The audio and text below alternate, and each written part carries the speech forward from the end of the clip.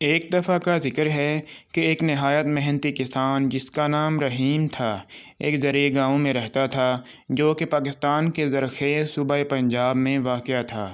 رحیم کے 4 بیٹے تھے۔ ان کے نام تھے اکبر، اصغر، ناصر اور بابر، جو کہ چاروں میں سب سے چھوٹا تھا۔ یہ چاروں بھائی دوسرے سب ان بچوں سے بہت مختلف تھے جو کہ قریبی دیہی علاقوں میں رہتے تھے، کیونکہ یہ چاروں اپنا زیادہ تر وقت کھیلنے اور شرارتیں کرنے میں گزارتے تھے۔ جب ہمسائے میں رہنے والے لوگ ان بھائیوں کی شرارتوں سے تنگ آ جاتے تو وہ رحیم سے ان کی شکایت کرتے۔ تب وہ سب شرارتی بھائی بھولے بھالے بن جاتے اور وعدے پر قائم رہنے کا ارادہ کیے بغیر ہمسایوں سے معافی بھی مانگ لیتے۔ گاؤں میں ایک پرائمری اسکول تھا۔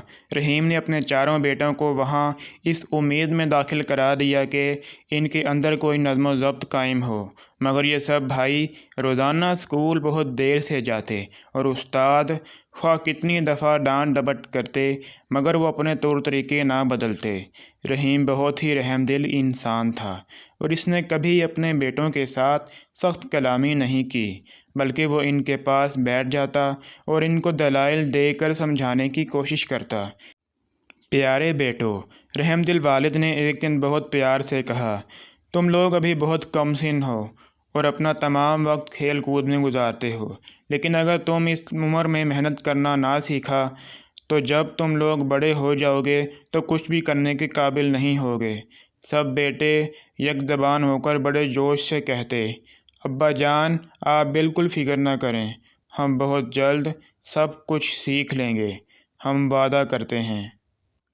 لیکن جیسے ہی ان کے والد انہیں ایک اور موقع دینے کے لیے راضی ہوتے تو وہ چاروں بھائی اپنا وعدہ فوراً بھول جاتے اور جلد ہی اپنے پرانے طور طریقوں پر اتر آتے، اور وہ جدھر بھی نکل جاتے شرارتیں کرتے، تباہی اور بربادی ڈھاتے نظر آتے۔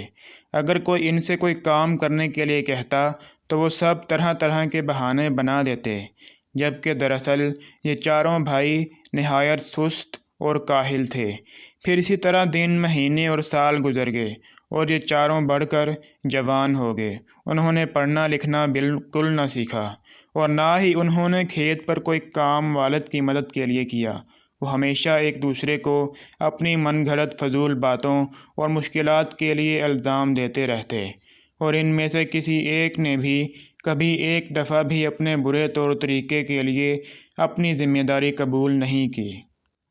آخر رحیم ایک ضعیف اور بوڑھا آدمی ہو گیا، مگر وہ پھر بھی کھیت پر سارا دن خود اکیلا ہی کام کرنے پر مجبور تھا۔ یہ کام ایک بوڑھے آدمی کے لیے بہت محنت کا تھا اور رحیم کو وہ دن بہت مشکل لگنے لگے تھے۔ فصل کی پیداوار میں بھی کمی آ گئی اور اس کے ساتھ ہی اس دولت میں بھی جو کہ وہ فصل کو منڈی میں بیچ کر حاصل کر سکتا تھا۔ رحیم اور اس کی بیوی اپنے مستقبل کے بارے میں بہت پریشان تھے، مگر وہ چاروں بھائی ان واقعات کے بارے میں بالکل بھی پریشان نہ ہوتے تھے۔ کبھی کبھار وہ کھیت میں اپنے والد کی مدد کرنے چلے جاتے، لیکن زیادہ تر اپنے بچاؤ کی خاطر بہانے بناتے رہتے۔ وہ تمام دن صرف نکمّے بیٹھے رہتے، کھاتے پیتے اور آرام سے سوتے۔ اگر کبھی کوئی اکبر سے کہتا کہ وہ کھیت پر جا کر اپنے والد کی مدد کرے تو وہ کہتا کہ دوسرے تینوں میں سے کوئی جا کر مدد کرے، کیونکہ میرے تو سر میں درد ہے، وغیرہ وغیرہ۔ اسی طرح ہر ایک بھائی کو جب بھی کوئی کسی کام کرنے کو کہتا تو وہ اسی قسم کا بہانہ بنا دیتا، اور ان میں سے ہر ایک اپنے دوسرے بھائی میں سے کسی ایک کو وہ کام کرنے کے لیے پیش کر دیتا۔ پھر ایک وقت ایسا آیا کہ رحیم واقعی اس قدر ضعیف اور بیمار ہو گیا کہ کوئی کام کرنے کے قابل نہیں رہا، اور اس نے حقیقت میں یہ محسوس کیا کہ وہ زیادہ دیر تک زندہ نہیں رہ سکے گا۔ رحم دل باپ اپنے نکارہ بیٹوں کے بارے میں بہت فکر مند ہو گیا اور اس کے دماغ کو بہت سے مشکل سوالات نے گھیر لیا۔ اسے یہ نہیں معلوم تھا کہ جب وہ نہیں ہوگا تو ان کا کیا ہوگا۔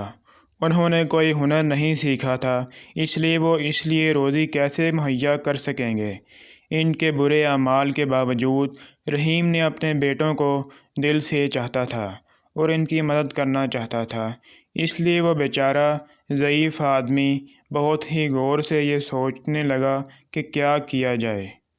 بہت دیر غور کرنے کے بعد رحیم کو ایک منصوبہ سمجھ میں آیا، جس کے بارے میں اس نے خیال کیا کہ شاید وہ کارآمد ہو سکے۔ پھر وہ خود بخود مسکرایا اور اس نے اپنی بیوی سے کہا کہ وہ اس کے چاروں بیٹوں کو بلا کر لائے تاکہ وہ اس کے سامنے آ کر بیٹھیں، اور اس سے پہلے کہ وہ قبر میں جا سوئے انہیں اپنی وصیت سنائے اور نصیحت کے چند الفاظ بھی کہہ سکے۔ رحیم کی بیوی یہ سن کر بہت پریشان ہو گئی، کیونکہ وہ اپنے خاوند کو بہت چاہتی تھی۔ بہرحال اس نے اپنے بیٹوں کو بلایا اور انہیں ان کے والد کی خواہش کے بارے میں بتایا۔ چاروں بھائیوں کو اس بات کا بہت صدمہ ہوا کہ ان کا باپ فوت ہو جائے گا۔ وہ اپنے والد کے قدموں کے پاس اس کی آخری وصیت سننے کے لیے بیٹھتے ہی رونے اور آہوازاری کرنے لگے۔ پیارے بیٹو، رحم دل باپ نے کہا، میں نے زندگی بھر تم سے محبت کی اور تمہاری دیکھ بھال کی۔ میں نے واقعی پوری کوشش کی کہ تم خوشی اور آرام و آسائش سے رہو۔ میں تمہاری حفاظت کرتا رہا، لیکن اب میں بوڑھا اور بیمار ہوں اور جانتا ہوں کہ میں جلد ہی مر جاؤں گا۔ بوڑھا پھر کھانسنے لگا، اس کی سانس میں کھرکھراہٹ تھی، اور اب چاروں بھائی خود دیکھ سکتے تھے کہ ان کا باپ حقیقت میں بہت بیمار تھا، لیکن میں نے ایک بہت بڑا خزانہ تم لوگوں کے لیے بچا رکھا ہے۔ رحیم نے گفتگو جاری رکھتے ہوئے کہا، تاکہ تمہاری زندگی میرے جانے کے بہت عرصے بعد تک بھی آرام سے گزرتی رہے۔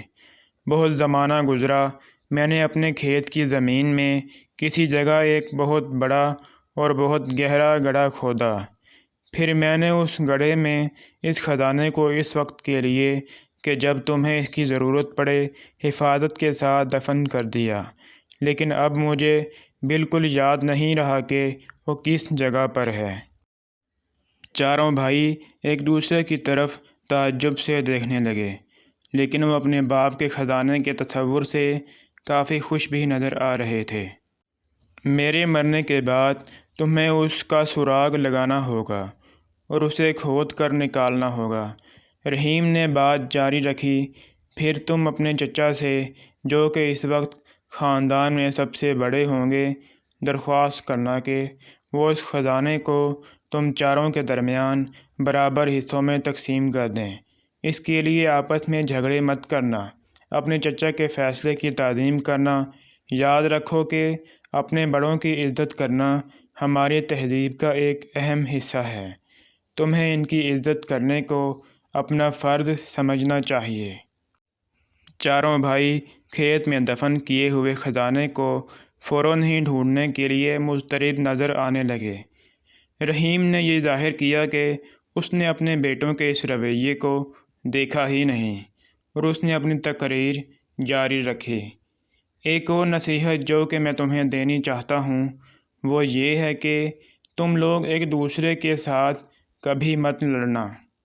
تمہارے دشمن تمہیں منصوبہ بندی اور ساتھ بات کرنے کے لیے اکسائیں گے، لیکن کچھ بھی ہو جائے تم چاروں ہمیشہ متحد رہنا۔ مل جل کر تم سب بہت طاقتور رہو گے اور کوئی بھی تمہیں نقصان نہیں پہنچا سکے گا، اور کسی کو بھی اس خزانے کے بارے میں اس وقت تک مت بتانا جب تک تمہیں وہ مل نہ جائے۔ جب رحیم نے اپنی تقریر ختم کی تو اس نے آنکھیں بند کر لیں، پھر وہ جلد ہی فوت ہو گیا۔ اپنے والد کے جنازے اور تدفین کے بعد ان بھائیوں نے اپنے کھیت کے دوسرے سرے سے کھودنے کا فیصلہ کیا۔ انہوں نے اب تک اپنی زندگی بہت سستی، کاہلی، آرام اور آسائش میں گزاری تھی، اس لیے کھیت کے تھوڑے سے حصے کو کھودنا بھی ان کو بہت مشکل لگا۔ سست اور کاہل سب بھائی جلد ہی ہار کر گھر پر آرام کرنے کے لیے چل دیے۔ اگلے دن پھر ایسا ہی کیا، پھر اس سے اگلے دن، اس سے بھی اگلے دن، ایسے ہی کرتے رہے، یہاں تک کہ آہستہ آہستہ مگر یقیناً کھیت کا زیادہ تر حصہ بھائیوں نے کھود ہی لیا۔ ان کو اسی طرح کام کرتے مہینے بھر اور گزر گیا، مگر انہیں دفن کیا ہوا خزانہ نہیں مل سکا۔ وہ کسی اور سے اس کا ذکر بھی نہیں کرنا چاہتے تھے اور نہ ہی کسی کی مدد لینا چاہتے تھے، کیونکہ وہ اس خزانے میں کسی اور کو حصے دار نہیں بنانا چاہتے تھے۔ وہ سب کھدائی کرتے کرتے بہت تھک گئے تھے، مگر ان میں سے کوئی بھی اس خزانے کو چھوڑنا نہیں چاہتا تھا۔ آخر کار بھائیوں نے غور کیا کہ انہوں نے پورا کھیت کھود ڈالا ہے، لیکن خزانے کا کوئی سراغ نہیں ملا۔ تب انہوں نے خیال کیا کہ ان کے باپ نے خزانہ بہت ہی گہرا دفن کیا ہوگا، اس لیے انہوں نے اور بھی زیادہ گہرا کھودنے کا فیصلہ کر لیا۔ ایک اور مہینہ گزر گیا، مگر دفن کیے ہوئے خزانے کا کوئی نشان بھی نہیں تھا۔ سارا کھیت اب پوری طرح نیچے سے اوپر ہو چکا تھا اور ہمسائے بھی ان بھائیوں کی محنت پر رشک کرنے لگے تھے۔